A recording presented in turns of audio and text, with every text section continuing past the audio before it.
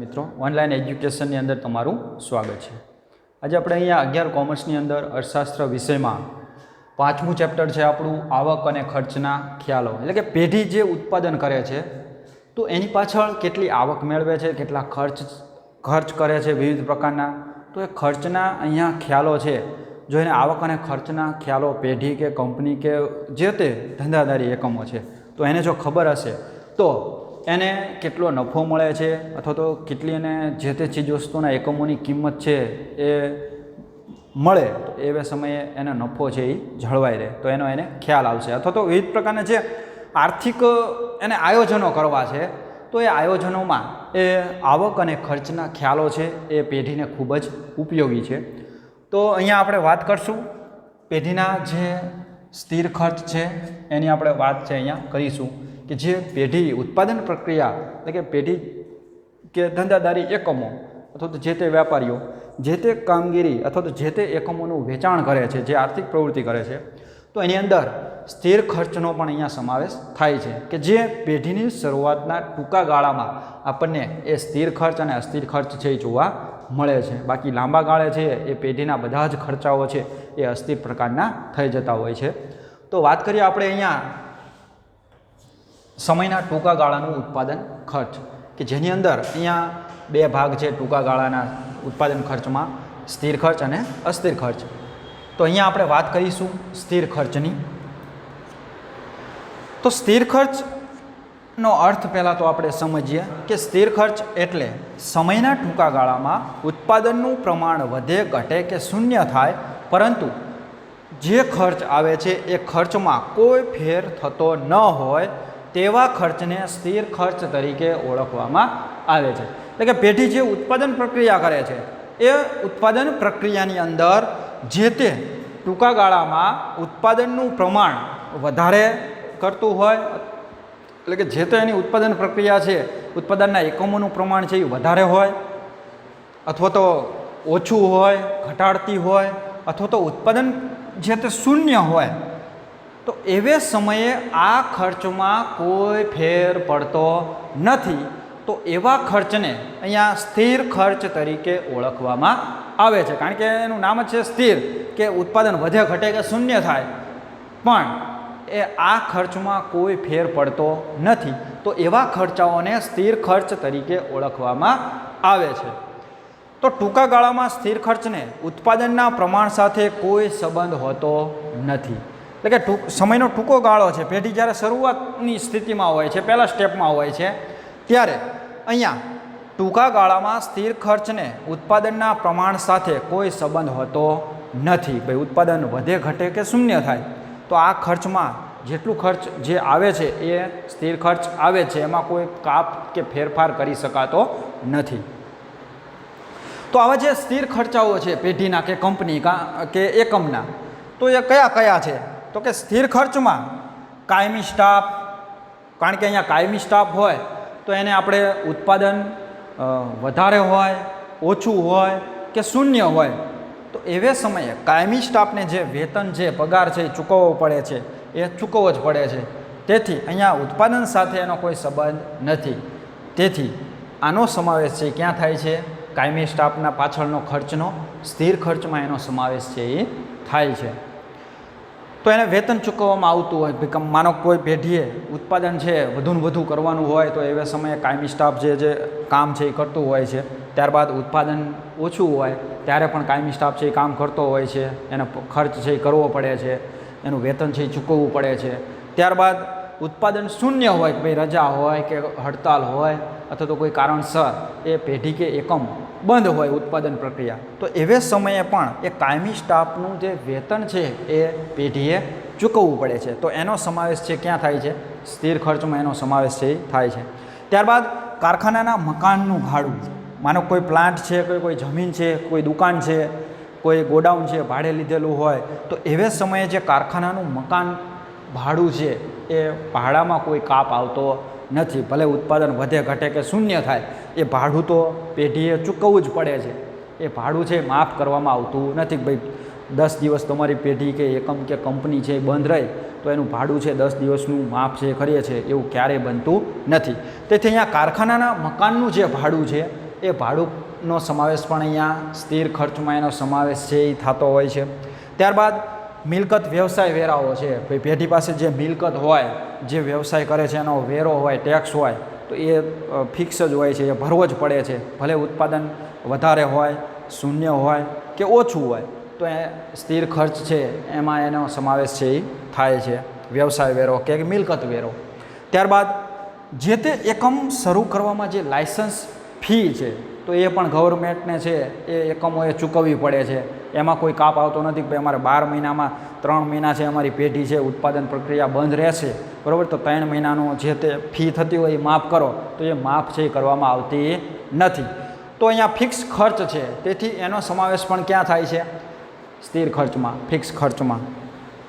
ત્યારબાદ મૂડી ઉપરનું વ્યાજ.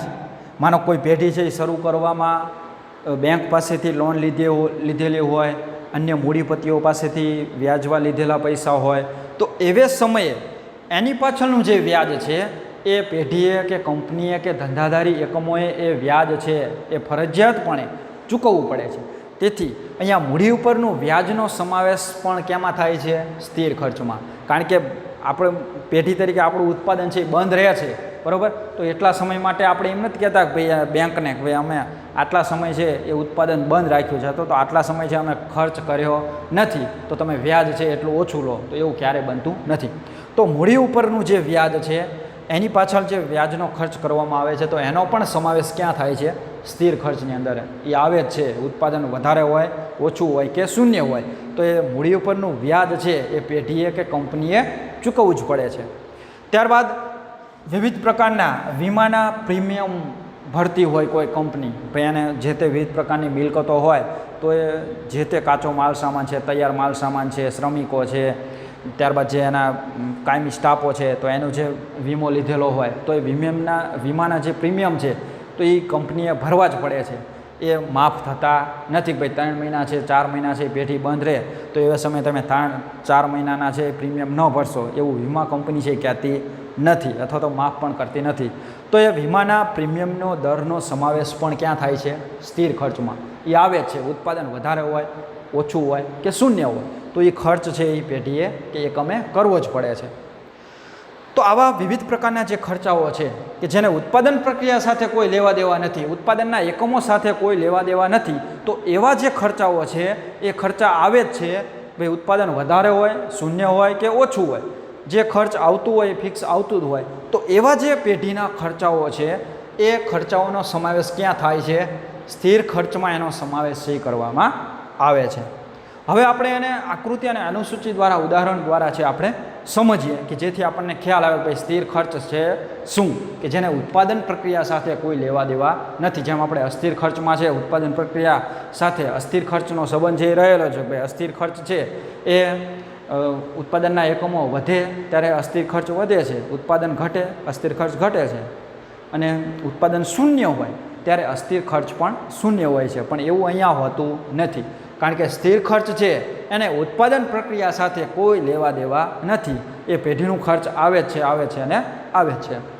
તો એને આપણે અહીંયા ઉદાહરણ દ્વારા, અનુસૂચિ અને આકૃતિ દ્વારા છે એ સમજીએ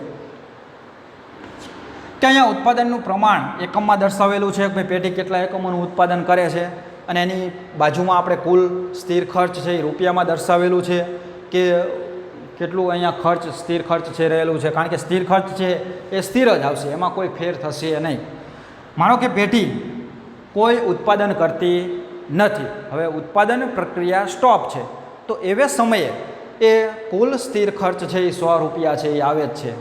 કારણ કે અહીંયા જે કાયમી સ્ટાફ છે એનું વેતન છે, કારખાનાના જે મકાનનું ભાડું છે, મૂડી ઉપરનું વ્યાજ છે, બરાબર, ત્યારબાદ જે લાયસન્સ ફી છે, ત્યારબાદ જે તે મિલકત કે વ્યવસાય વેરાઓ છે એ એકમોએ ભરવા જ પડે છે. તેથી એનો ફિક્સ ખર્ચમાં અહીંયા સમાવેશ થાય છે.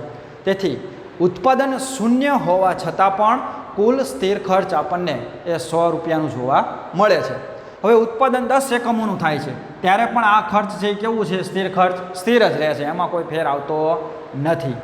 20 એકમોનું ઉત્પાદન, 30 એકમોનું ઉત્પાદન, 40, 50, પણ આ ખર્ચ છે એ કેવું રહે છે? સ્થિર જ રહે છે.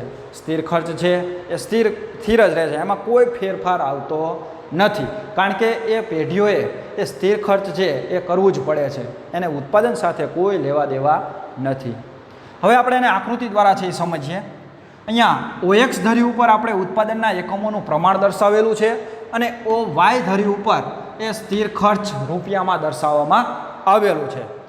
તો અહીંયા ધ્યાન આપો કે ઉત્પાદન છે એ જ્યારે શૂન્ય છે ત્યારે પણ આપણને આ ખર્ચ સ્થિર ખર્ચ છે એ 100 રૂપિયા છે એ જોવા મળે છે.